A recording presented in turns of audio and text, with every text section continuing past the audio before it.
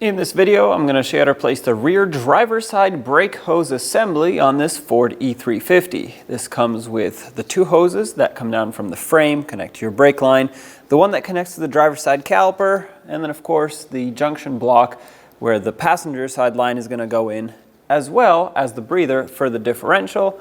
Let's get started. If your vehicle has hubcaps, use a pry bar and gently pry the hubcap off from the side. Try to push it in as far as you can. Otherwise, if you pry right on the edge, it might break off. Remove it. Now use a 22mm socket to remove all 8 lug nuts and then pull the wheel off.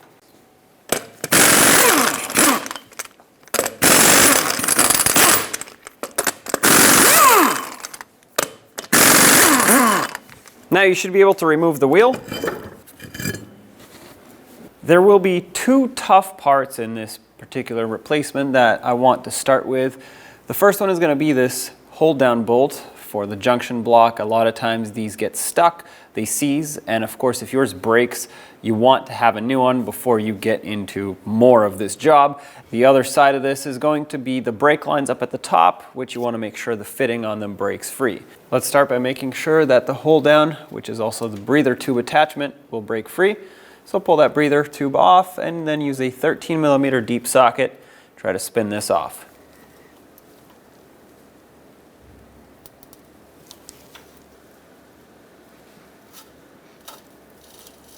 Oh, there we go. That broke free.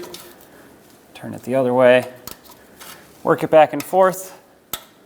It's time to spray it with some rust penetrant.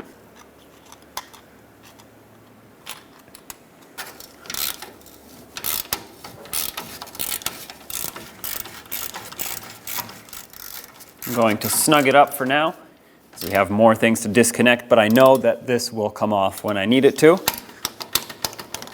Since we're here, let's make sure that this line breaks free as well, or the fitting I should say, with the line, not just the one at the top. That's where we're going to go next. This should be an 11mm flare nut, but mine is fairly rusted, so the wrench is having a hard time getting on there.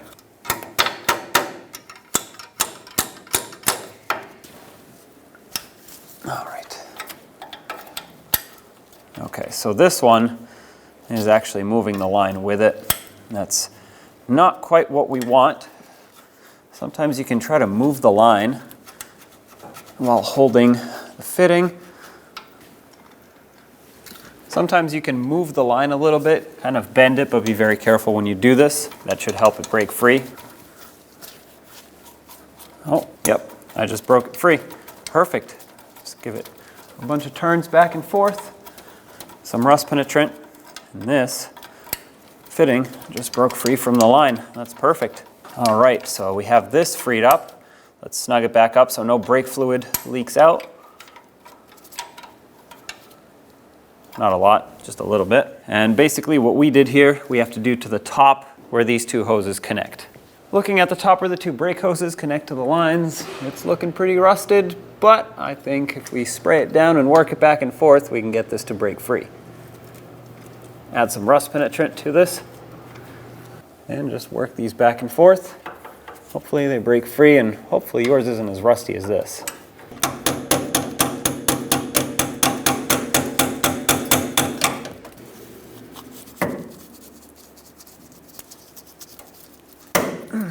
There we go. And as expected, that's taking the line with it. That's okay.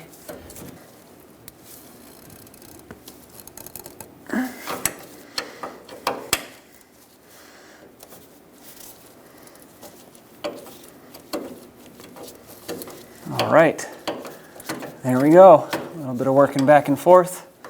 And we got this one broken free from the line. Just like the other line, we're going to snug this one up so it doesn't leak, and on to the next one. For a little bit better access, I'm going to remove the ABS sensor wire. All right, I had to hold that bracket with some pliers. Same story over here. Line is spinning. That's okay. Works back and forth a bunch of times.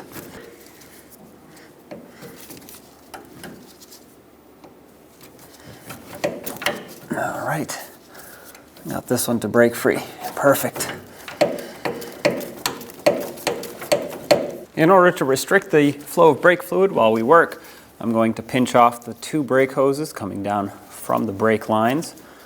I have some plastic pliers here that are made for hoses, but you can also use locking pliers, which I actually will on this one because I only have one set of these smaller ones. Just some regular locking pliers pinching on this brake hose will be plenty to stop the brake fluid from flowing. While we're here, let's unhook the ABS wire off of the brake hose. Just take it off the clips. Further down over here on the driver's side part of the brake hose. On the caliper, use a 15mm socket to remove this banjo bolt. Have a collection bucket underneath because fluid will leak out at this point. The caliper is full. As you take out this banjo bolt, inspect it. This one's in great shape, so we're going to reuse it. Take the brake hose off, as well as any washers that got stuck here. Make sure that this mounting surface on the caliper is nice and clean, free of corrosion and debris. And we're just going to work our way backwards now, start installing the new brake hose. So take the banjo bolt, put a new copper washer on it, put that through the new brake hose, and a new copper washer on the other side as well. Attach it to the caliper. Make sure that when you put this brake hose on, the lip needs to be facing around the bolt side, not around the caliper side. We'll bottom this out. The torque for this is 30 foot-pounds. Next, we're back to this brake line that we first broke loose. We're going to remove it all the way. Make sure you have that collection bucket underneath because brake fluid will come out of this at this point. Okay, that's it. You can pull on it a little bit, get it out of the way. Next is the breather bolt, as well as the hold down for this junction.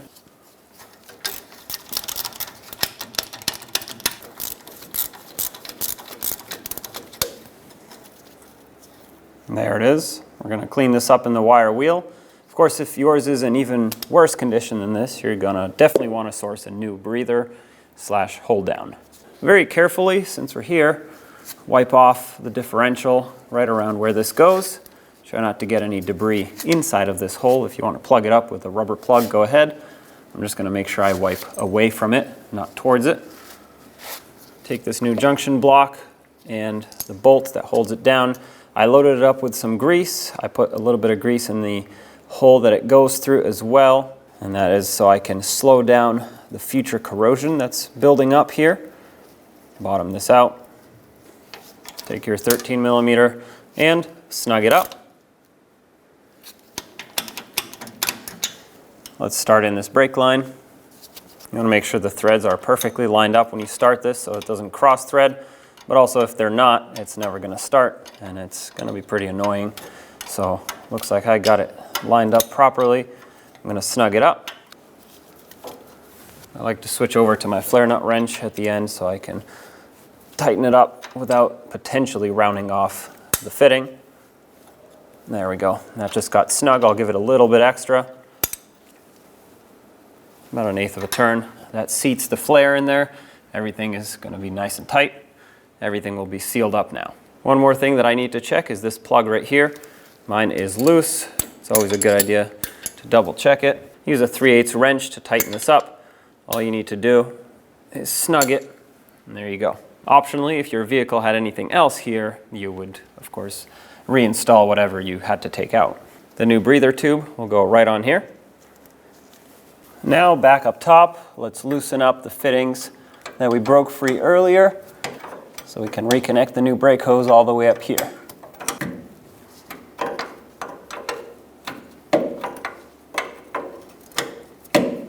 Before these lines are completely disconnected, let's take a pry bar hammer and pop out the 2 retaining clips that hold the brake hoses on this bracket.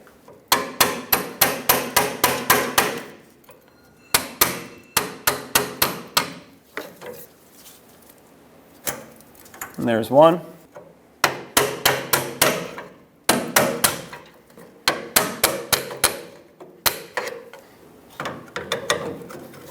And the other.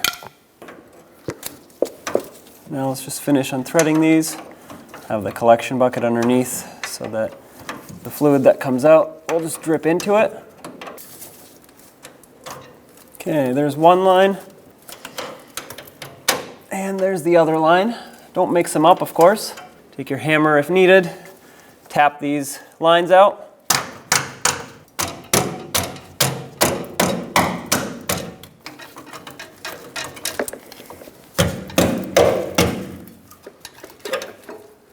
Now let's reconnect the two lines, and you want to make sure that they fit in to the slot. They're cut out so that they only fit one way, so pay attention to that. Okay, let's get the lines started back in.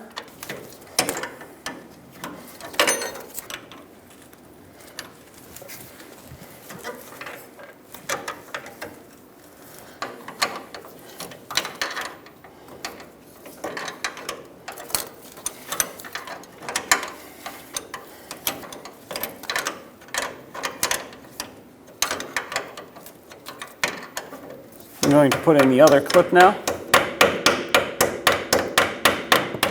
Both are fully secured now. Clean any brake fluid off with brake parts cleaner in this area now. Reattach the ABS wire up here. Clip it onto the brake hose. And keep following it down. Reconnect it on all the spots that it needs to be secured in. And lastly, right here. At the top of the caliper, remove the cover for the bleeder screw. And with a 10mm wrench, open it up.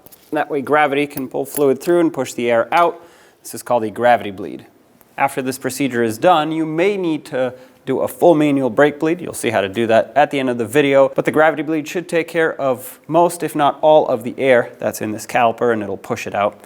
But of course, if you still feel that you have air in the system, perform a full manual brake bleed just to be safe. For now, let's wait for a steady trickle of fluid to come out of this caliper. All right, I have a steady trickle of fluid. Okay, I have a steady trickle of fluid coming out of this bleeder screw. I'm going to give this a couple twists to make sure there's no air trapped behind it. And I'm going to close it off now. Give it a quick snug. These don't need to be extremely tight. They can break easily. Clean everything off with brake parts cleaner.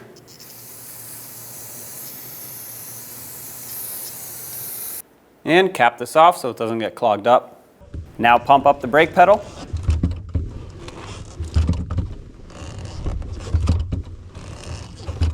Let's top off the master cylinder.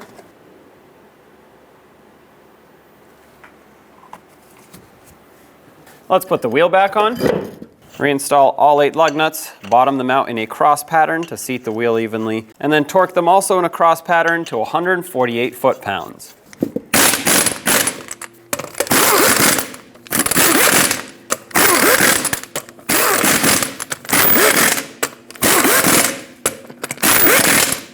A 148 foot-pounds in a cross pattern. Here we go.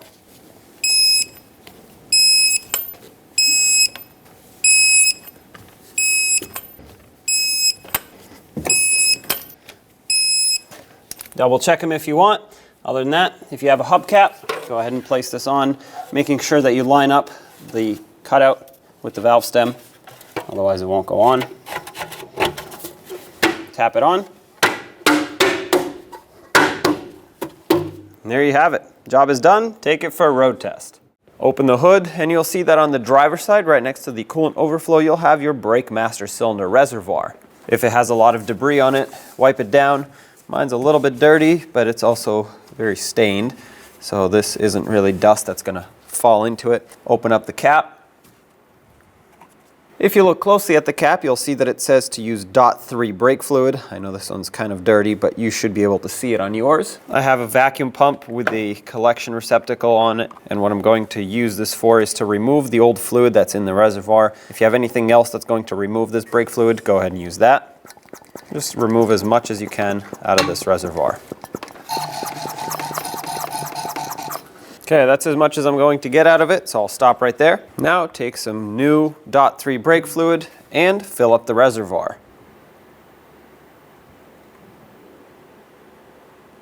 That's full right there, up to the max line. Let's cap it off. We are now ready to start the bleeding sequence on this van, and the first wheel you want to start at is the right rear. After you've bled that one, go to the left rear, do the same thing. Now that we've done the rear axle, top off that master cylinder to make sure it stays plenty full. Then you go to the right front, you bleed that caliper, and then lastly the left front. Top off that master cylinder again since you've bled another 2 calipers, and then check the pedal. Make sure it's nice and firm when you pump it up with the engine off. If you're unhappy with how the pedal feels or you think you have more air left in the system, repeat the bleed in the same sequence until you are satisfied with the bleed. Now this is the right rear caliper. We're gonna have an assistant in the vehicle ready to pump up that brake pedal and create pressure in the system. After they do that, they're gonna hold the pedal so that pressure is applied, and then I will break the bleeder screw free to release any air. Go ahead and pump.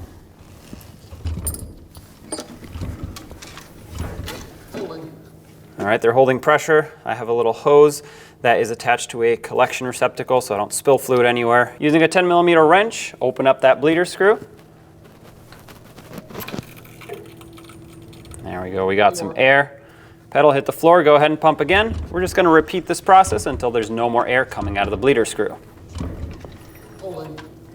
Okay, holding pressure. Okay, hit the floor, go ahead and pump again.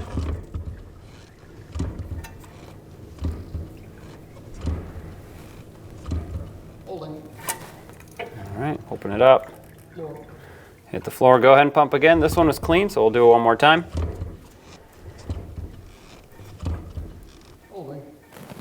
All right. Oh, I got an air bubble. Go ahead and pump again.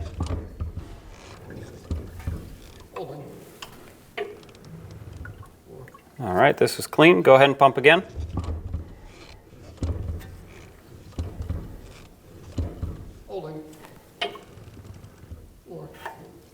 Perfect. You can let go of the brake pedal now.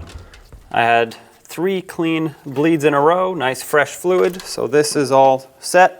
I'm going to wipe off any remaining brake fluid here. You can use some brake parts cleaner and spray this down. And of course, if you had the little rubber cap, go ahead and plug up the bleeder screw so it doesn't get clogged up. Now we're going to do the same thing to the left side rear, then we'll top off the master cylinder and move to the front.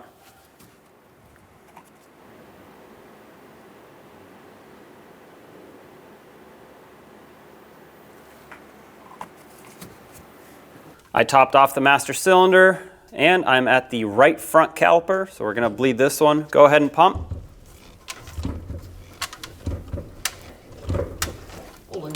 Okay, holding pressure.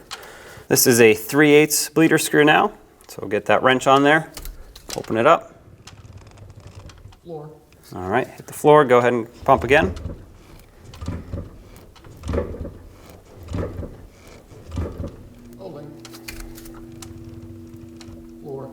All right, pump again.